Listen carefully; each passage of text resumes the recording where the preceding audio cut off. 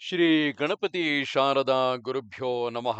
ಉತ್ತರಂ ಯತ್ ಸಮುದ್ರಸ್ಯ ಹಿಮಾದ್ರೇಶ್ಚೈವ ದಕ್ಷಿಣಂ ವರ್ಷಂ ತದ್ ಭಾರತಂ ನಾಮ ಭಾರತೀಯತ್ರ ಸಂತತಿ. ಶ್ರೋತೃಗಳಿಗೆ ಶ್ರೀ ಸ್ಕಾಂದ ಮಹಾಪುರಾಣದ 4ನೆಯ ಕಾಶಿ ಖಂಡದ ಉತ್ತರಾರ್ಧದಲ್ಲಿ ದುರ್ಗಾ ಪರಾಕ್ರಮ ವರ್ಣನವು ಎಂಬ 71ನೆಯ ಅಧ್ಯಾಯಕ್ಕೆ ಸ್ವಾಗತ. ಅಗಸ್ತ್ಯನು ಹೇಳುತ್ತಾನೆ, ಪಾರ್ವತಿ ನಂದನನೇ, ದೇವಿಗೆ ದುರ್ಗೆ ಎಂಬ ಹೆಸರು ಹೇಗೆ ಪ್ರಾಪ್ತವಾಯಿತು? ಕಾಶಿಯಲ್ಲಿ ಆಕೆಯನ್ನು ಯಾವ ಪ್ರಕಾರದಿಂದ ಸೇವಿಸಬೇಕು? ಇದೆಲ್ಲವನ್ನು ನನಗೆ ವಿವರವಾಗಿ ಹೇಳುವವನಾಗು. ಸ್ಕಂದನು ಹೇಳುತ್ತಾನೆ, ಮಹಾಬುದ್ಧಿವಂತನಾದ ಕುಂಭೋದ್ಭವನೇ, ಕೇಳು. ದೇವಿಗೆ ದುರ್ಗೆ ಎಂಬ ಹೆಸರು ಬಂದ ಪ್ರಕಾರವನ್ನು, ಸಾಧಕರು ಆಕೆಯನ್ನು ಹೇಗೆ ಸೇವಿಸಬೇಕು ಎಂಬುದನ್ನು ನಿರೂಪಿಸುವೆನು. ಪೂರ್ವದಲ್ಲಿ ರುರುವೆಂಬ ರಾಕ್ಷಸನ ಮಗನಾದ ದುರ್ಗನೆಂಬ ಮಹಾದೈತ್ಯನೊಬ್ಬನು ಅವತರಿಸಿದ್ದನು. ಆತನು ಉಗ್ರವಾದ ತಪಸ್ಸನ್ನು ಆಚರಿಸಿ ಸಮಸ್ತ ಪುರುಷರಿಂದ ಅಜೇಯವಾಗುವಂತೆ ವರವನ್ನು ಪಡೆದಿದ್ದನು ಮತ್ತು ಭೂಲೋಕ, ಭುವರಲೋಕ, ಸ್ವರ್ಗಗಳೇ ಮುಂತಾದ 14 ಲೋಕಗಳನ್ನು ತನ್ನ ಭುಜ ಪರಾಕ್ರಮದಿಂದ ಜಯಿಸಿ ಆ ರಾಕ್ಷಸನು ಯುದ್ಧ ದುರ್ಮದನಾಗಿ ಬ್ರಹ್ಮಾಂಡವನ್ನೇ ವಶಗೊಳಿಸಿಕೊಂಡಿದ್ದನು. ಬಲಶಾಲಿಯಾದ ತಾನೇ ಎಲ್ಲರ ಅಧಿಕಾರಗಳನ್ನು ವಹಿಸಿಕೊಂಡು ಇಂದ್ರನು, ವಾಯುವು, ಚಂದ್ರನು, ಯಮನು, ಅಗ್ನಿಯು, ವರುಣನು, ಕುಬೇರನು ಆಗಿ ರಾಜ್ಯಭಾರವನ್ನು ಮಾಡುತ್ತಿದ್ದನು. ತಾನೇ ಈಶಾನ, ರುದ್ರ, ಸೂರ್ಯ, ಪುಷ್ಟವಸುಗಳ ಪದವಿಗಳನ್ನು ಆಕ್ರಮಿಸಿಕೊಂಡಿದ್ದನು. ಆತನ ಪರಾಕ್ರಮದ ಫಲವಾಗಿ ತಪಸ್ವಿಗಳು ತಮ್ಮ ತಮ್ಮ ತಪೋವ್ರತಗಳನ್ನು ಸಹ ತ್ಯಜಿಸಿದ್ದರು. ಅವನ ಭಯದಿಂದ ಕೂಡಿದವರಾಗಿ ಬ್ರಾಹ್ಮಣರು ತಮ್ಮ ವೇದಾಧ್ಯಯನಗಳನ್ನು ಮಾಡುತ್ತಿರಲಿಲ್ಲ. ಅತ್ಯಂತ ದುಸ್ಸಾಧ್ಯರಾದ ಅವನ ಪರಿವಾರದವರಿಂದ ಅವರ ಯಜ್ಞವಾಟಿಕೆಗಳೆಲ್ಲವೂ ಧ್ವಂಸಗೊಳಿಸಲ್ಪಟ್ಟವು.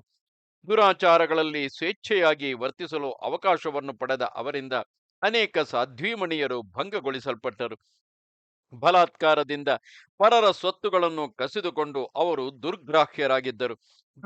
ದುಷ್ಟಾಚಾರ ನಿರತರು, ಕ್ರೂರ ಕರ್ಮಗಳನ್ನು ಮಾಡುವವರು ಆಗಿ ಅವರು ಸರ್ವಸ್ವವನ್ನು ತಾವೇ ಉಪಭೋಗಿಸುತ್ತಿದ್ದರು. ಅವರ ಭಯದಿಂದ ನದಿಗಳು ಉತ್ಪಥಗಾಮಿಗಳಾದವು, ಅಗ್ನಿಗಳು ಮುನ್ನಿನಂತೆ ಜ್ವಲಿಸುತ್ತಿರಲಿಲ್ಲ. ಅವರ ಭಯದ ವ್ಯಾಕುಲತೆಯಿಂದ ಸೂರ್ಯ ಚಂದ್ರರೇ ಮೊದಲಾದ ಜ್ಯೋತಿಗಳು ಬೆಳಗುತ್ತಿರಲಿಲ್ಲ.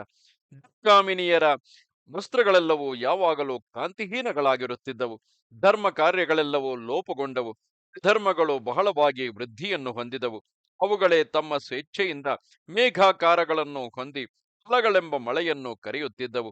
ಆ ರಾಕ್ಷಸೇಶ್ವರನ ಭಯದಿಂದ ಭೂಮಿಯು ಬೀಜವಾಪನೆಯಿಲ್ಲದೆಯೇ ಸಸ್ಯಗಳನ್ನು ಬೆಳೆಸುತ್ತಿದ್ದಳು. ಕಾಲಕಾಲವನ್ನು ಮೀರಿ ಮುದಿಯಾದ ಮರಗಳು ಸಹ ನಿತ್ಯವೂ ಫಲಗಳನ್ನು ಕೊಡುತ್ತಿದ್ದವು. ಅತ್ಯಂತ ದರ್ಪದಿಂದೊಡಗೂಡಿದ ಅವನಿಂದ ದೇವರ್ಷಿಗಳ ಪತ್ನಿಯರು ಬಂಧನಕ್ಕೊಳಗಾಗಿದ್ದರು ಮತ್ತು ಅವನಿಂದ ಸಮಸ್ತ ದೇವತೆಗಳು ನಿರ್ಜಿತರಾಗಿ ವನವಾಸಕ್ಕೆ ಕಳುಹಿಸಲ್ಪಟ್ಟರು. ಅವನ ಭಯದಿಂದ ಮುಳುಗಿದವರು ಅವನಿಂದ ವಿಪತ್ತನ್ನು ನಿರೀಕ್ಷಿಸುವವರು ಆಗಿ ಮನುಷ್ಯರು ತಮ್ಮ ಮನೆಗಳಿಗೆ ಸಾಕ್ಷಾತ್ತಾಗಿ ಬಂದ ದೇವತೆಗಳನ್ನು ಉಚಿತ ಸ್ವಾಗತದ ಮಾತುಗಳಿಂದಲೂ ಸತ್ಕರಿಸುವಂತಿರಲಿಲ್ಲ. ಸ್ಕಂದನು ಹೇಳುತ್ತಾನೆ, ಆ ದುರ್ಗ ದೈತ್ಯನ ಆಳ್ವಿಕೆಯಲ್ಲಿ ಸತ್ಕುಲ ಜನನವಾಗಲಿ, ಸದಾಚಾರಗಳಾಗಲಿ ಮಹತ್ವಕ್ಕೆ ಕಾರಣಗಳಲ್ಲ. ಐಶ್ವರ್ಯ ಒಂದೇ ಔನ್ನತ್ಯಕ್ಕೆ ಕಾರಣವೂ, ದಾರಿದ್ರ್ಯ ಒಂದೇ ಪದಭ್ರಂಶಕ್ಕೆ ಕಾರಣವೂ ಆಗಿದ್ದವು.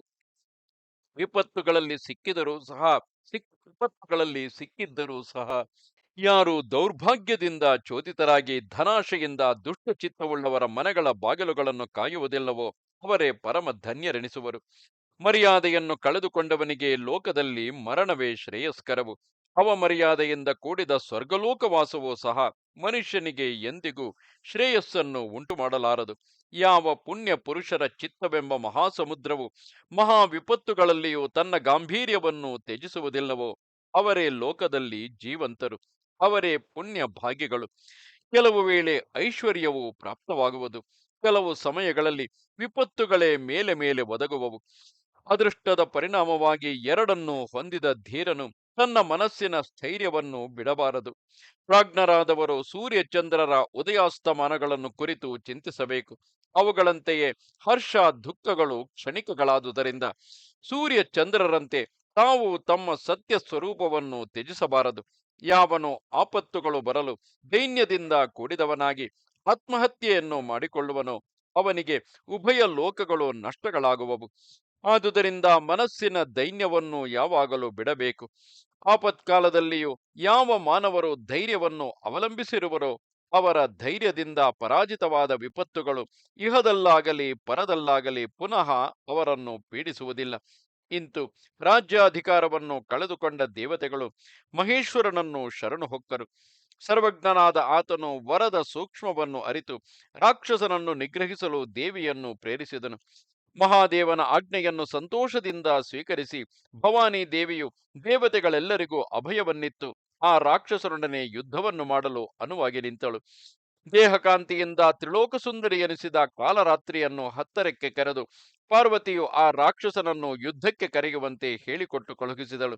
ಕಾಲರಾತ್ರಿಯಾದರೂ ದುರಾಚಾರ ನಿರತನಾಗಿದ್ದ ಆ ದೈತ್ಯನ ಬಳಿಗೆ ಬಂದು ಹೇಳತೊಡಗಿದಳು. ಎಲೈ ರಾಕ್ಷಸಾಧಿಪತಿಯೇ, ನಿನ್ನ ಅಧೀನದಲ್ಲಿರುವ 3 ಲೋಕಗಳ ಐಶ್ವರ್ಯವೆಲ್ಲವನ್ನು ತ್ಯಜಿಸು. ಈ ಸ್ವರ್ಗ ಮರ್ತ್ಯ ಪಾತಾಳ ಲೋಕಗಳ ಅಧಿಪತ್ಯವನ್ನು ಮಹೇಂದ್ರನು ಪಡೆಯಲಿ. ನೀನು ರಸಾತಲಕ್ಕೆ ಹೊರಡು. ವೇದವಾದಿಗಳಾದ ಆಸ್ತಿಕ ಜನರ ವೇದೋಕ್ತ ಕರ್ಮಗಳೆಲ್ಲವೂ ಎಂದಿನಂತೆ ನಡೆದು ಬರಲಿ. ಅಥವಾ ನಿನಗೇನಾದರೂ ಪೌರುಷವಿರುವುದಾದರೆ ಯುದ್ಧವನ್ನು ಮಾಡಲು ಮುಂದಕ್ಕೆ ಬಾ. ಇಲ್ಲದಿದ್ದರೆ ಪ್ರಾಣಗಳ ಮೇಲಿನ ಆಶೆಯಿಂದ ಮಹೇಂದ್ರನನ್ನೇ ಶರಣು ಹೋಗುವವನಾಗು. ಈ ಮಾತುಗಳನ್ನು ಹೇಳುವುದಕ್ಕಾಗಿಯೇ ನಾನು ಸರ್ವಮಂಗಳೇ ಸ್ವರೂಪಿಣಿಯಾದ ಮಹಾದೇವಿಯಿಂದ ನಿನ್ನ ಬಳಿಗೆ ಕಳುಹಿಸಲ್ಪಟ್ಟಿರುವೆನು. ಈ ಸಂದೇಶವನ್ನು ಉಪೇಕ್ಷೆ ಮಾಡಿದರೆ ನಿನಗೆ ಮರಣವು ನಿಶ್ಚಯವು. ಎಲೈ ಮಹಾಸುರನೇ, ಆದುದರಿಂದ ನಿನಗೆ ಯಾವುದು ಉಚಿತವೆಂದು ತೋರುವುದೋ ಅದನ್ನು ಮಾಡು. ಆದರೆ ನನ್ನ ಹಿತವಾಕ್ಯವನ್ನು ಕೇಳುವೆಯಾದರೆ ಆಕೆಯನ್ನೇ ಶರಣು ಹೊಕ್ಕು ಜೀವವನ್ನು ಉಳಿಸಿಕೊ.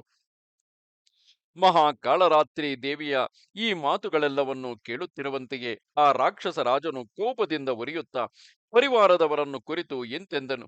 ಇವಳನ್ನು ಹಿಡಿಯಿರಿ, ಹಿಡಿಯಿರಿ. 3 ಲೋಕಗಳನ್ನು ಮೋಹಗೊಳಿಸುತ್ತಿರುವ ಇವಳು ಇಂದು ನನ್ನ ಭಾಗ್ಯ ಗೌರವದ ಫಲವಾಗಿ ಲಭಿಸಿದಳು. ನನ್ನ ತ್ರಿಲೋಕಾಧಿಪತ್ಯವೆಂಬ ಬಳ್ಳಿಗೆ ಇವಳ ಲಾಭವೇ ಮಹತ್ತರವಾದ ಫಲವಾಗಿರುವುದು. ಇವಳಿಗೋಸ್ಕರವಾಗಿಯೇ ದೇವತೆಗಳನ್ನು, ಮಹರ್ಷಿಗಳನ್ನು, ರಾಜರನ್ನು ನಾನು ಸೆರೆಯಲ್ಲಿ ಇಡಿಸಿದನು. ನನ್ನ ಪೂರ್ವ ಪುಣ್ಯದ ಶುಭೋದಯದಿಂದಲೇ ಇವಳು ಅನಾಯಾಸವಾಗಿ ನನ್ನ ಮನೆಯಲ್ಲಿಯೇ ಸಿಕ್ಕಿರುವಳು. ಯಾವನಿಗೆ ಪೂರ್ವ ಪುಣ್ಯದ ಬಲದಿಂದ ಯಾವುದು ಲಭಿಸಬೇಕಾಗಿರುವುದೋ ಅವನು ಅರಣ್ಯದಲ್ಲಿದ್ದರೂ ಮನೆಯಲ್ಲಿದ್ದರೂ ಆ ಕರ್ಮ ಫಲವು ಅವನಿಗೆ ಅವಶ್ಯಕವಾಗಿ ಲಭಿಸುವುದು. ನನ್ನ ಅಂತಃಪುರದ ದಾಸಿಯರು ಇವಳನ್ನು ವಿಶಾಲವಾದ ಅಂತಃಪುರಕ್ಕೆ ಕರೆದೊಯ್ಯಲಿ. ಈ ಸ್ತ್ರೀರತ್ನವೆಂಬ ಭೂಷಣದಿಂದ ನನ್ನ ರಾಷ್ಟ್ರವೆಲ್ಲವೂ ಅಲಂಕೃತವಾಗಿತ್ತೆಂದು ತಿಳಿಯುವೆನು. ಮಹಾಪ್ರಾಜ್ಞನಾದ ನನಗೆ ಇಂದು ಮಹೋತ್ಸವವೇ ಉಂಟಾದಂತಾಯಿತು. ಕೇವಲ ನನಗೆ ಮಾತ್ರವೇ ಅಲ್ಲ, ಸಮಸ್ತ ರಾಕ್ಷಸ ಕುಲಕ್ಕೂ ಇಂದಿನ ದಿನವು ಶುಭ ದಿವಸವೇ ಎಂದು ನಿಶ್ಚಯಿಸುವೆನು. ಇಂದು ಪಿತೃದೇವತೆಗಳೆಲ್ಲರೂ ನರ್ತನಗಳನ್ನು ಮಾಡಲಿ. ಬಂಧು ಬಳಗದವರೆಲ್ಲರೂ ಸೌಖ್ಯ ಸಂತೋಷಗಳುಳ್ಳವರಾಗಲಿ. ಮೃತ್ಯುವಿಗೂ, ಕಾಲನಿಗೂ, ಅಂತಕನಿಗೂ, ದೇವತೆಗಳಿಗೂ ಇಂದು ನನ್ನ ಭಯ ಉಂಟಾಗಲಿ. ಇಂತೆಂದ ಅವನ ಮಾತುಗಳನ್ನು ಕೇಳಿ ಅಂತಃಪುರದ ಕಂಚುಕಿಗಳು ಅವಳನ್ನು ಕರೆದುಕೊಂಡು ಹೋಗಲು ಬರುತ್ತಿರುವಂತೆಯೇ ಆ ಕಾಲರಾತ್ರಿಯು ರಾಕ್ಷಸೇಂದ್ರನನ್ನು ಕುರಿತು ಇಂತೆಂದು ಪ್ರತ್ಯುತ್ತರವನ್ನಿತ್ತಳು. ಕಾಲರಾತ್ರಿಯು ಹೇಳುತ್ತಾಳೆ, ಎಲೈ ರಾಕ್ಷಸೇಂದ್ರನೇ, ನೀನು ಮಹಾಪ್ರಾಜ್ಞನು, ರಾಜನೀತಿ ವಿಶಾರದರಲ್ಲಿ ಅಗ್ರಗಣ್ಯನು. ನಿನ್ನಂತಹವರಿಗೆ ಈ ಕಾರ್ಯವು ತಕ್ಕುದಲ್ಲ. ನಾವು ಸ್ವಾಮಿನಿಯ ಸಂದೇಶವನ್ನು ತಿಳಿಸುವ ದೂತಿಕೆಯರು ಮಾತ್ರ. ಅವಳಿಗೆ ಪರವಶರು. ಅಲ್ಪರಾಜನಾದರೂ ಎಂದಿಗೂ ದೂತನಿಗೆ ಯಾವ ವಿಧವಾದ ಬಾಧೆಯನ್ನು ಮಾಡಬಾರದು ಎಂದ ಮೇಲೆ ಮಹಾತ್ಮರು, ಬಲಿಷ್ಠರು, ಅಧಿಕಾರ ಸಹಿತರು ಆದಂತಹ ನಿನ್ನ ಸಮಾನರ ವಿಷಯವನ್ನು ಬೇರೆ ಹೇಳಬೇಕೆ? ಮಹಾರಾಜರೇ, ಅಲ್ಪರಾದ ನನ್ನಂತಹ ದೂತಿಕೆಯರಲ್ಲಿ ನಿನಗೇಕೆ ಇಂತಹ ಅನುರಾಗ ಉಂಟಾಯಿತು? ನಮ್ಮ ನಾಯಕಿಯು ನಿನ್ನಲ್ಲಿಗೆ ಬರುವಳಾದರೆ ಅವಳೊಡನೆ ನಾವು ಸಹ ಅನಾಯಾಸವಾಗಿಯೇ ನಿನ್ನ ಅಂತಃಪುರಕ್ಕೆ ಬರುವೆವು. ದೈತ್ಯೇಂದ್ರನೇ, ನನ್ನ ಒಡತಿಯಾದ ಆ ದೇವಿಯನ್ನು ಯುದ್ಧದಲ್ಲಿ ಜಯಿಸಿದರೆ ನನ್ನಂತಹ ಸಾವಿರಾರು ದಾಸಿಯರನ್ನು ನೀನು ಮನಬಂದಂತೆ ಉಪಭೋಗಿಸಲು ಶಕ್ತನಾಗುವೆ. ಆಕೆಯನ್ನು ನೋಡುವುದರಿಂದ ಇಂದೇ ನಿನಗೆ ಮಹಾಸೌಖ್ಯವು ಪ್ರಾಪ್ತವಾಗಲಿರುವುದು. ನಿನ್ನ ಬಂಧು ಬಳಗದವರಿಗೂ ಅವರ ಪೂರ್ವಜರಿಗೂ ಸಹ ಸುಖವುಂಟಾಗುವುದು. ನೀನು ಬಹುಕಾಲದಿಂದಲೂ ಮನಸ್ಸಿನಲ್ಲಿ ಅಪೇಕ್ಷಿಸುತ್ತಿದ್ದ ಅಭಿಲಾಷೆಗಳೆಲ್ಲವೂ ಇಂದು ನಿನಗೆ ಕೈಗೂಡುವವು. ನಮ್ಮ ರಾಣಿಯಾದರೂ ಅಬಲೆಯು ಅಥವಾ ವಿಷ್ಣುವಿನಂತೆ ಪರಾಕ್ರಮವಂತಳು ಅಥವಾ ಅಪರಿಮಿತ ಬಲಶಾಲಿಯು ಮತ್ತು ಮುಗ್ಧೆಯು, ಸರ್ವಾಂಗ ಸುಂದರಿಯು. ಅವಳಿಗೆ ಬೇರೆ ಯಾರೊಬ್ಬ ರಕ್ಷಕನೂ ಇರುವುದಿಲ್ಲ. ಅವಳು ಸರ್ವರೂಪವನ್ನು ಧರಿಸಿರುವಳು. ಅವಳನ್ನು ನೀನು ಅವಶ್ಯಕವಾಗಿ ನೋಡಲೇಬೇಕು. ಲೋಕದಲ್ಲಿ ಸೌಂದರ್ಯದ ಗಣಿ ಎನಿಸಿದ ಆಕೆ ಇರುವ ಸ್ಥಳವನ್ನು ನಾನೇ ನಿನಗೆ ತೋರಿಸುವೆನು. ಏಕಾಕಿನಿಯಾದ ನನ್ನನ್ನು ಮಾತ್ರ ಹಿಡಿದುಕೊಂಡುದರಿಂದ ನಿನಗೆ ಯಾವ ಪ್ರಯೋಜನವಾದೀತು? ನಾನೇ ಇಂತು ಮೊದಲುಗೊಂಡು ನಿನ್ನ ಸನ್ನಿಧಿಯನ್ನು ಎಂದಿಗೂ ತ್ಯಜಿಸುವುದಿಲ್ಲ. ಆದುದರಿಂದ ನನ್ನನ್ನು ಕರೆದುಕೊಂಡು ಹೋಗಲು ಸುತ್ತುವರೆದಿರುವ ಇವರನ್ನೆಲ್ಲ ಹಿಂದಕ್ಕೆ ಕಳಿಸು. ಇಂತೆಂದ ಆ ಕಾಳರಾತ್ರಿಯ ಮಾತುಗಳನ್ನು ಕೇಳಿ ಕಾಮದಿಂದಲೂ ಕೋಪದಿಂದಲೂ ಮೋಹಗೊಂಡ ಆ ರಾಕ್ಷಸನು ಮೃತ್ಯು ದೇವತೆಯ ದೂತಿಕೆಯಂತಿದ್ದ ಏಕಾಕಿನಿಯಾದ ಅವಳನ್ನೇ ಬಹುವಾಗಿ ಅಪೇಕ್ಷಿಸುವವನಾದನು. ಮತ್ತು ತನ್ನ ಅಂತಃಪುರದ ರಕ್ಷಕರನ್ನು ಕರೆದು ಇವಳನ್ನು ಶೀಘ್ರವಾಗಿ ಅಂತಃಪುರದೊಳಗೆ ಕೊಂಡು ಹೋಗಿರಿ ಎಂದು ಅಪ್ಪಣೆಯನ್ನಿತ್ತನು. ಎಲೆ ಮುನಿಯೇ, ಇಂತೆಂದು ಆತನಿಂದ ಆದೇಶವನ್ನು ಪಡೆದವರಾಗಿ ಅತ್ಯಂತ ಬಲಶಾಲಿಗಳಾದ ಅಂತಃಪುರದ ನಪುಂಸಕರೆಲ್ಲರೂ ಅವಳನ್ನು ಬಲಾತ್ಕಾರವಾಗಿ ಸೆಳೆದುಕೊಂಡು ಹೋಗಲು ಪ್ರಯತ್ನವನ್ನು ಮಾಡಿದರು. ಆದರೆ ಆಕೆಯಾದರೂ ಅವರನ್ನೆಲ್ಲ ಕ್ಷಣಮಾತ್ರದಲ್ಲಿಯೇ ಹುಂಕಾರದಿಂದ ಜನಿಸಿದ ಬೆಂಕಿಯಿಂದ ಸುಟ್ಟು ಬಿಟ್ಟಳು. ಅವರೆಲ್ಲರೂ ಭಸ್ಮೀಭೂತರಾದುದನ್ನು ನೋಡಿ ಆ ರಾಕ್ಷಸೇಶ್ವರನು ಮಹಾಕೋಪವನ್ನು ತಾಳಿದನು. 30,000 ಸಂಖ್ಯೆಯುಳ್ಳ ತನ್ನ ರಾಕ್ಷಸರನ್ನೆಲ್ಲ ಆ ದೂತಿಯು ನಾಶ ಮಾಡಿದುದನ್ನು ಕಂಡು ದುರ್ಗ ರಾಕ್ಷಸನು ದುರ್ಧರ, ದುರ್ಮುಖ, ಕರ, ಕ್ಷೀರಪಾಣಿ, ಪಾಶಪಾಣಿ, ಸುರೇಂದ್ರ ಶತ್ರು, ಹನು, ಯಜ್ಞಶತ್ರು, ಖಡ್ಗಲೋಮ, ಉಗ್ರಾಸ್ಯ, ದೇವಕಂಪನರೆಂಬ ನಾಯಕರನ್ನು ಕಣ್ಣು ಸಣ್ಣೆಯಿಂದಲೇ ಕಾರ್ಯದಲ್ಲಿ ನಿಯೋಜಿಸಿದನು. ಎಲೈ ರಾಕ್ಷಸರಿರ, ಪಾಶಗಳಿಂದ ಇವಳನ್ನು ಬಿಗಿದು ಕಟ್ಟಿ ಕೆದರಿದ ಕೂದಲುಗಳುಳ್ಳವಳು, ಸಡಿಲಿದ ವಸ್ತ್ರಾಭರಣಗಳುಳ್ಳವಳು ಆದ ಇವಳನ್ನು ಶೀಘ್ರವಾಗಿ ಸೆಳೆದು ತನ್ನಿರಿ. ಇಂತೆಂದ ರಾಕ್ಷಸೇಂದ್ರನ ಅಪ್ಪಣೆಯಂತೆ ದುರ್ಧರನೇ ಮೊದಲಾದ ರಾಕ್ಷಸರು ಪಾಶಗಳು, ಕತ್ತಿಗಳು, ಮುದ್ಗರಗಳು ಮುಂತಾದ ಆಯುಧಗಳನ್ನು ತೆಗೆದುಕೊಂಡು ಅವಳನ್ನು ಕಟ್ಟಿಹಾಕುವ ಪ್ರಯತ್ನವನ್ನು ಮಾಡಿದರು. ಪರ್ವತೋತ್ತಮಗಳಂತೆ ಸ್ಥೂಲಗಳಾದ ದೇಹಗಳುಳ್ಳವರು, ಶಸ್ತ್ರಾಸ್ತ್ರಗಳನ್ನು ಕೈಗಳಲ್ಲಿ ಎತ್ತಿ ಹಿಡಿದವರು ಆದ ಆ ರಾಕ್ಷಸರೆಲ್ಲರೂ ಆಕೆಯ ಉಸಿರಿನ ಗಾಳಿಯ ಹೊಡೆತದಿಂದಲೇ ದಿಕ್ಕುಗಳ ಕೊನೆಗಳನ್ನು ಹೋಗಿ ಸೇರಿದರು. ಇಂತು 100 ಕೋಟಿ ಸಂಖ್ಯೆಯ ಆ ರಾಕ್ಷಸರೆಲ್ಲರೂ ದಿಕ್ಕಾಪಾಲಾಗಿ ಚೆದರಿ ಹೋಗಲು ಆ ಕಾಳರಾತ್ರಿಯು ಆಕಾಶ ಮಾರ್ಗವನ್ನು ಸೇರಿ ದುರ್ಗ ದೈತ್ಯನ ಆಸ್ಥಾನದಿಂದ ಹೊರಡಲನುವಾದಳು. ಬಳಿಕ ಹೊರಡುತ್ತಿರುವ ಆಕೆಯನ್ನು 1,000 ಕೋಟಿ ಸಂಖ್ಯೆಯ ರಾಕ್ಷಸ ಶ್ರೇಷ್ಠರು ಭೂಮ್ಯಾಕಾಶಗಳ ಅಂತರವೆಲ್ಲವನ್ನು ಆವರಿಸಿಕೊಂಡು ಅನುಸರಿಸಿ ಹೊರಡುವವರಾದರು. ದುರ್ಗನಾಮಕನಾದ ಆ ಮಹಾದೈತ್ಯನು 100 ಕೋಟಿ ರಥಗಳಿಂದ ಪರಿವಾರಿತನಾಗಿ ಹೊರಟನು. 200 ಅರ್ಬುದ ಸಂಖ್ಯೆಯ ಮದ್ದಾನೆಗಳಿಂದಲೂ ವಾಯುವೇಗದಿಂದ ಓಡುವ 1 ಕೋಟಿ ಅರ್ಬುದ ಕುದುರೆಗಳ ಸಮೂಹದಿಂದಲೂ ಪಾದಘಾತದಿಂದ ಮಹಾಶಿಲೆಗಳನ್ನು ಧೂಳಿಗೊಳಿಸುತ್ತಿರುವ ಲೆಕ್ಕವಿಲ್ಲದ ಪದಾತಿ ದಳದಿಂದಲೂ ಅವನು ಪರಿವಾರಿತನಾಗಿದ್ದನು. ಆಯುಧಗಳನ್ನೆತ್ತಿ ಹಿಡಿದವರು, ಮಹಾಭಯಂಕರ ಸ್ವರೂಪರು, 3 ಲೋಕಗಳಿಗೂ ಭಯವನ್ನು ಉಂಟುಮಾಡುವವರು ಆದ ಸೈನ್ಯಗಳಿಂದ ಸಮೇತನಾಗಿ ಕೋಪದಿಂದ ಆ ದುರ್ಗ ರಾಕ್ಷಸನು ಹೊರಟನು ಮತ್ತು ವಿಂಧ್ಯಾಚಲದಲ್ಲಿ ವಾಸ ಮಾಡಿಕೊಂಡಿದ್ದ ಆ ಭವಾನಿ ದೇವಿಯನ್ನು ಕಂಡನು. ಕಾಳರಾತ್ರಿಯು ಅಲ್ಲಿಗೆ ಬಂದು ಅವನು ಮಾಡಿದ ಅಪರಾಧವನ್ನೆಲ್ಲ ಒಡತಿಗೆ ಭಿನ್ನವಿಸಿದಳು. ಆ ದೇವಿಯು ಸಾವಿರಾರು ಬಲಿಷ್ಠಗಳಾದ ಮಹಾಭುಜಗಳುಳ್ಳವಳು, ಮಹಾ ತೇಜಸ್ಸಿನಿಂದ ಉಜ್ವಲಿಸುತ್ತಿರುವವಳು, ಕೈಗಳಲ್ಲಿ ಅನೇಕ ವಿಧಗಳಾದ ಘೋರ ಆಯುಧಗಳನ್ನು ಹಿಡಿದಿರುವವಳು, ಯುದ್ಧವೆಂಬ ಕೌತುಕವನ್ನು ಆದರದಿಂದ ಎದುರು ನೋಡುತ್ತಿರುವವಳು ಆಗಿದ್ದಳು. ಪೂರ್ಣಚಂದ್ರನ ಸಹಸ್ರಾರು ಕಿರಣಗಳಿಂದ ಶುಭ್ರಗೊಳಿಸಲ್ಪಟ್ಟ ಮುಖ ಕಮಲವುಳ್ಳವಳು, ಸೌಂದರ್ಯವೆಂಬ ಸಮುದ್ರದಿಂದ ಮೇಲಕ್ಕೇಳುತ್ತಿರುವ ಉಜ್ವಲ ಚಂದ್ರನ ಬೆಳದಿಂಗಳಿನಂತೆ ಇರುವವಳು ಆಗಿದ್ದಳು. ಮಹಾ ಮಾಣಿಕ್ಯಾಭರಣಗಳ ಸಮೂಹದ ಕಾಂತಿಯಿಂದ ಕೆತ್ತಿದ್ದ ವಿಗ್ರಹದಂತೆ ಇರುವವಳು, 3 ಲೋಕಗಳೆಂಬ ಮನೋಹರ ನಗರಗಳನ್ನು ಪ್ರಕಾಶಗೊಳಿಸುವ ಪ್ರದೀಪವೂ ಆಗಿ ತೋರುತ್ತಿದ್ದಳು. ಮಹೇಶ್ವರನ ಕಣ್ಣಿನ ಬೆಂಕಿಯಿಂದ ಸುಟ್ಟು ಹೋದ ಮನ್ಮಥನನ್ನು ಪುನರುಜ್ಜೀವಗೊಳಿಸುವ ಔಷಧ ಲತೆಯಂತೆಯೂ, ಉತ್ತಮ ಸೌಂದರ್ಯ ಸಾಮಗ್ರಿಗಳಿಂದ 3 ಲೋಕಗಳನ್ನು ಸಂಮೋಹನಗೊಳಿಸುವ ಉತ್ತಮ ಔಷಧದಂತೆಯೂ ಕಂಗೊಳಿಸುತ್ತಿದ್ದಳು. ಇಂತಹ ಮೋಹನ ರೂಪವುಳ್ಳ ಆಕೆಯನ್ನು ಕಂಡು ಮನ್ಮಥನ ಬಾಣಗಳಿಗೆ ಗುರಿಯಾಗಿ ಕದಡಿದ ಮನಸ್ಸುಳ್ಳ ಆ ರಾಕ್ಷಸೇಶ್ವರನು ಉಗ್ರ ಶಾಸನವನ್ನಿತ್ತು ತನ್ನ ಮಹಾಸೈನ್ಯದ ನಾಯಕರಿಗೆ ಅಪ್ಪಣೆ ಮಾಡಿದನು. ಎಲೈ ಜಂಭ, ಮಹಾಜಂಭ, ಕುಜಂಭ, ವಿಕಟಾನನ, ಲಂಬೋದರ, ಮಹಾಕಾಯ, ಮಹಾದಂಷ್ಟ್ರ, ಮಹಾಹನು, ಪಿಂಗಾಕ್ಷ, ಮಹಿಷಕಂಠ, ಅತ್ಯಂತ ಉಗ್ರ ಶರೀರನಾದ ಮಹೋಗ್ರ, ಕ್ರೂರಾಕ್ಷ, ಕ್ರೋಧನ, ಮಹೇಂದ್ರನಿಗೆ ಮಹಾಭಯವನ್ನುಂಟು ಮಾಡುವ ಆಕ್ರಂದ, ಅಂತಕನನ್ನು ಜಯಿಸಿದ ಮಹಾಬಾಹು, ಮಹಾವಕ್ರ, ಮಹೀಧರ, ದುಂದುಭಿಯಂತೆ ಗಂಭೀರ ಧ್ವನಿಯುಳ್ಳ ದುಂದುಭಿ, ಮಹಾದುಂದುಭಿನಾಸಿಕ, ಉಗ್ರಾಸ್ಯ, ದೀರ್ಘದಶನ, ಮೇಘಕೇಶ, ಮೃಕಾನನ, ಸಿಂಹಾಸ್ಯ, ಸೂಕರಮುಖ, ಶಿವಾರಾವ, ಮಹೋತ್ಕಟ, ಶುಕ್ತುಂಡ, ಪ್ರಚಂಡಾಸ್ಯ, ಭೀಮಾಕ್ಷ, ರುದ್ರಮಾನಸ, ಉಲೂಕನೇತ್ರ, ಅಂಕಾಸ್ಯ, ಕಾಕತುಂಡ, ಕರಾಳ ಭಾಷಿ, ದೀರ್ಘಗ್ರೀವ, ಒಂಟೆಯ ಕತ್ತುಳ್ಳ ಮಹಾಜಂಘ, ರಕ್ತಬಿಂದು, ಜಪಾನೇತ್ರ, ವಿದ್ಯುಜ್ಜಿಹ್ವ, ಅಗ್ನಿತಾಪನ, ಧೂಮ್ರಾಕ್ಷ, ಧೂಮ್ರ ನಿಶ್ವಾಸ, ಚಂಡ, ಸೂರ್ಯತಾಪನ, ಮಹಾಭೀಷಣರೇ ಮುಖ್ಯರಾದ ಸೇನಾ ನಾಯಕರಿರ ಈ ನನ್ನ ಅಪ್ಪಣೆಯನ್ನು ಆದರದಿಂದ ಕೇಳಿರಿ. ಇಲ್ಲಿ ನೆರೆದಿರುವ ನಿಮ್ಮಲ್ಲಾಗಲಿ ಇತರರಲ್ಲಿ ಆಗಲಿ ಯಾವನು ಈ ವಿಂಧ್ಯ ಪರ್ವತ ನಿವಾಸಿನಿಯನ್ನು ಧೈರ್ಯದಿಂದಲಾಗಲಿ ಬುದ್ಧಿಯಿಂದಲಾಗಲಿ ಪರಾಕ್ರಮದಿಂದಲಾಗಲಿ ಹಠದಿಂದಾಗಲಿ ಸೆಳೆದುಕೊಂಡು ಬರುವನು, ಅವನಿಗೆ ನಾನು ಮಹೇಂದ್ರನ ಪದವಿಯನ್ನು ಇಂದೇ ಕೊಡುವೆನು. ಇದರಲ್ಲಿ ಸಂದೇಹ ಪಡಬೇಡಿ. ಇಂದು ಈ ಸುಂದರಿಯನ್ನು ನೋಡಿ ನನ್ನ ಮನಸ್ಸು ವ್ಯಾಕುಲಗೊಂಡಿರುವುದು.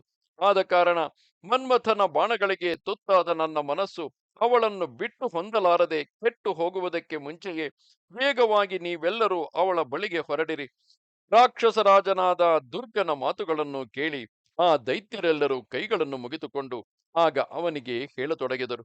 ಎಲೈ ಮಹಾರಾಜನೇ, ನಮ್ಮ ಮಾತುಗಳನ್ನು ಲಾಲಿಸು. ಇದು ಯಾವ ಮಹಾಕಾರ್ಯವು? ಇವಳು ರಕ್ಷಕರಿಲ್ಲದವಳು, ಏಕಾಕಿನಿಯು, ಅಲ್ಲದೆ ಅಬಲೆಯೋ ಆಗಿರುವಳಲ್ಲವೇ? ಸ್ವಾಮಿಯೇ, ಇವಳನ್ನು ಕರೆತರುವುದಕ್ಕಾಗಿ ಇಷ್ಟು ಮಹಾ ಪ್ರಯತ್ನದ ಅವಶ್ಯಕತೆ ಏನು? ಪ್ರಳಯ ಕಾಲದ ಬೆಂಕಿಯ ಜ್ವಾಲೆಗಳ ಸಮೂಹಕ್ಕೆ ಸಮಾನರು, ನಿನ್ನ ಅನುಗ್ರಹದಿಂದ ಕಾರ್ಯದಲ್ಲಿ ಉದ್ಯುಕ್ತರಾದವರು ಆದ ನಮ್ಮನ್ನು ಮೂರು ಲೋಕಗಳಲ್ಲಿಯೂ ಯಾರು ತಾನೇ ಎದುರಿಸುವವರಿರುವರು? ಈಗಲೇ ನಿನ್ನ ಅಪ್ಪಣೆಯಾಗುವುದಾದರೆ ಸಕಲ ದೇವಗಣಗಳೊಡನೆಯೂ ಅಂತಃಪುರ ಸ್ತ್ರೀಯರೊಡನೆಯೂ ಕೂಡಿದ ಮಹೇಂದ್ರನನ್ನೇ ಕ್ಷಣಮಾತ್ರದಲ್ಲಿ ಸೆಳೆದು ತಂದು ನಿನ್ನ ಪಾದಗಳ ಮುಂದೆ ಕೆಡಹುವೆವು. ಭೂಲೋಕ, ಭುವರ್ಲೋಕ, ಸ್ವರ್ಗಲೋಕಗಳೆಲ್ಲವೂ ನಿನ್ನ ಆಜ್ಞೆಯನ್ನು ಅನುಸರಿಸಿಯೇ ನಡೆದು ಬರುತ್ತಿರುವವು. ಮಹರ್ಲೋಕ, ಜನಲೋಕ, ತಪೋಲೋಕ, ಸತ್ಯಲೋಕಗಳು ಕೂಡ ನಿನ್ನ ಅಧಿಕಾರಕ್ಕೆ ಒಳಪಟ್ಟಿರುವವು. ಮಹಾದೈತ್ಯನೇ, ಅವುಗಳಲ್ಲಿಯೂ ನಿನ್ನ ಅಪ್ಪಣೆಯನ್ನು ಪಾಲಿಸುವ ನಮಗೆ ಅಸಾಧ್ಯವಾದುದು ಯಾವುದೂ ಇಲ್ಲ. ವೈಕುಂಠಾಧಿಪತಿಯಾದ ಶ್ರೀಮನ್ನಾರಾಯಣನೂ ಸಹ ಸಂತೋಷದಿಂದ ನನ್ನಲ್ಲಿರುವ ಮನೋಹರ ಅಮೂಲ್ಯ ರತ್ನಗಳನ್ನು ನಿನಗೆ ಕಾಣಿಕೆಯಾಗಿ ಕಳುಹಿಸಿ ನಿತ್ಯವೂ ನಿನ್ನ ಅಪ್ಪಣೆಗಳನ್ನೇ ಪರಿಪಾಲಿಸುತ್ತಿರುವನು. ಕೈಲಾಸಾಧಿಪತಿಯಾದ ಈಶ್ವರನು ನಮ್ಮ ಉಪೇಕ್ಷೆಯಿಂದಲೇ ತನ್ನ ಸ್ಥಾನದಲ್ಲಿ ಇರುವವನಲ್ಲದೆ ಬೇರೆಯಲ್ಲ. ಅವನು ವಿಷಪಾನ ಮಾಡುವವನು, ಪರಾಕ್ರಮರಹಿತನು, ಭಸ್ಮವನ್ನು ಗಜಚರ್ಮವನ್ನು ಹಾವುಗಳನ್ನು ಮೈಗೆ ಅಲಂಕರಿಸಿಕೊಂಡಿರುವನು. ನಮ್ಮ ಭಯದಿಂದಲೇ ಯಾವಾಗಲೂ ಅರ್ಧ ದೇಹದಲ್ಲಿ ಒಬ್ಬ ಸ್ತ್ರೀಯಳನ್ನು ಆಲಂಗಿಸಿಕೊಂಡಿರುವನು. ಅವನ ನಿವಾಸವನ್ನೆಲ್ಲ ಹುಡುಕಿದರೂ ಎರಡನೆಯ ಚತುಷ್ಪಾದ ಪ್ರಾಣಿಯೂ ಯಾವುದೂ ಇಲ್ಲ. ಅಲ್ಲಿರುವುದೆಂದರೆ ಅವನ ವಾಹನವಾದ ಮುದಿ ಎತ್ತೊಂದೆ, ಅದು ಸಹ ಮತ್ತೆ ಯಾರನ್ನು ಆಶ್ರಯಿಸುವಂತಿಲ್ಲ. ಅವನ ಪರಿವಾರವಾದರೂ ಎಲ್ಲರೂ ಸ್ಮಶಾನವಾಸಿಗಳೇ, ಎಲ್ಲರೂ ಕೌಪೀನ ಮಾತ್ರವನ್ನು ಧರಿಸಿರುವವರೇ, ಎಲ್ಲರೂ ವಿಭೂತಿ ಲೇಪನದಿಂದ ಬೆಳ್ಳಗಿರುವ ದೇಹದಿಂದ ಒಡಗೂಡಿರುವವರು, ತಲೆಗೂದಲನ್ನು ಜಡೆ ಮುಡಿ ಹಾಕಿರುವವರು. ಆ ಮಹೇಶ್ವರನ ಲೋಕದಲ್ಲೆಲ್ಲ ಈ ವಿಧವಾದ ಗಣಗಳೇ ವಾಸ ಮಾಡುತ್ತಿರುವರು. ಮಹಾರಾಜನೇ, ದರಿದ್ರರಾದ ಆತನ ಗಣಗಳಿಂದ ನಮಗೆ ಪ್ರಯೋಜನವೇನು? ಅವರನ್ನು ಕಟ್ಟಿಕೊಂಡು ಏನು ಮಾಡೋಣ? ಸಪ್ತ ಸಮುದ್ರಗಳ ಅಧಿಪತಿಗಳು ನಿತ್ಯವೂ ತಮ್ಮಲ್ಲಿರುವ ನವರತ್ನ ಸಂಭಾರಗಳನ್ನು ಕಳುಹಿಸುತ್ತಿರುವರು. ಪ್ರಭುವೆ, ನೀಚರಾದ ನಾಗರು ಪ್ರತಿದಿನದ ಸಾಯಂಕಾಲದಲ್ಲಿಯೂ ತಮ್ಮ ಮನೆಗಳನ್ನು ತಮ್ಮ ಕೆಡೆಗಳೊಳಗಿನ ರತ್ನಗಳೆಂಬ ದೀಪಗಳಿಂದ ತಾವೇ ಪ್ರಕಾಶಗೊಳಿಸುತ್ತಿರುವರು. ನಿನ್ನ ಅನುಗ್ರಹದಿಂದ ಅನೇಕಗಳಾದ ಕಲ್ಪವೃಕ್ಷ, ಕಾಮಧೇನು, ಚಿಂತಾಮಣಿಗಳ ಸಮೂಹಗಳು ನಮ್ಮ ಮನೆಗಳ ಅಂಗಳಗಳಲ್ಲಿಯೇ ಯಾವಾಗಲೂ ಸನ್ನಿಹಿತಗಳಾಗಿರುವವು. ವಾಯುದೇವನೇ ಬೀಸಣಿಗೆಯಾಗಿ ನಿನ್ನನ್ನು ಭಯಭಕ್ತಿಗಳಿಂದ ಸೇವಿಸುತ್ತಿರುವನು. ವರುಣನು ನಿತ್ಯವೂ ಪರಿಶುದ್ಧಗಳಾದ ಜಲಗಳನ್ನು ಪಾಕಶಾಲೆಯಲ್ಲಿ ಸಿದ್ಧಗೊಳಿಸುತ್ತಿರುವನು. ಅಗ್ನಿಯು ವಸ್ತ್ರಗಳನ್ನು ಶುಭ್ರಗೊಳಿಸುತ್ತಿರುವನು. ಚಂದ್ರನು ತಾನೇ ಶ್ವೇತ ಛತ್ರವನ್ನು ಹಿಡಿದಿರುವನು. ನಿನ್ನ ಉದ್ಯಾನದ ಕ್ರೀಡಾ ಸರೋವರಗಳಲ್ಲಿರುವ ಕಮಲಗಳನ್ನು ಸೂರ್ಯನು ನಿತ್ಯವೂ ಅರಳಿಸುತ್ತಿರುವನು. ಮರ್ತ್ಯಲೋಕ, ದೇವಲೋಕ, ನಾಗಲೋಕಗಳಲ್ಲಿ ಯಾವನು ನಿನ್ನ ಸುಪ್ರಸನ್ನತೆಯನ್ನು ಎದುರು ನೋಡುವುದಿಲ್ಲ. ದೇವ, ರಾಕ್ಷಸ, ಪಕ್ಷಿಗಳೆಲ್ಲರೂ ನಿನ್ನ ಅನುಗ್ರಹದಿಂದಲೇ ಜೀವಿಸುತ್ತಿರುವರು. ರಾಜೇಂದ್ರನೇ, ನಮ್ಮ ಪೌರುಷವನ್ನಾದರೂ ನೋಡು. ಬಲದಿಂದಲೇ ಇವಳನ್ನು ಕರೆದುಕೊಂಡು ಬರುವೆವು. ಇಂತೆಂದು ಆ ರಾಕ್ಷಸರೆಲ್ಲರೂ ಪ್ರಳಯ ಸಮಯದಲ್ಲಿ ಸಮಸ್ತ ಭೂಮಂಡಲವನ್ನು ಮುಳುಗಿಸಲು ಉಕ್ಕಿ ಬರುವ ಸಪ್ತ ಸಮುದ್ರಗಳಂತೆ ಒಮ್ಮೆಯೇ ಹೊರಟರು. ಸರ್ವತ್ರದಲ್ಲಿಯೂ ಯುದ್ಧಕ್ಕೆ ಸನ್ನದ್ಧರನ್ನಾಗಿ ಮಾಡುವ ರಣವಾದ್ಯಗಳು ಭೋರ್ಗರೆದವು. ಆ ಶಬ್ದವನ್ನು ಕೇಳುವುದರಿಂದಲೇ ಮಹಾ ಧೈರ್ಯಶಾಲಿಗಳು ಸಹ ರೋಮಾಂಚವನ್ನು ತಳೆದು ಕಾತರರಾದರು. ಆಗ ದೇವತೆಗಳು ಭಯದಿಂದ ನಡುಗಿದರು. ಭೂದೇವಿಯು ಕಂಪಿಸಿದಳು. ಸಕಲ ಸಮುದ್ರಗಳು ಉಕ್ಕಿ ಬಂದವು. ಆಕಾಶದಿಂದ ನಕ್ಷತ್ರಗಳು ಮಳೆಗರೆದವು.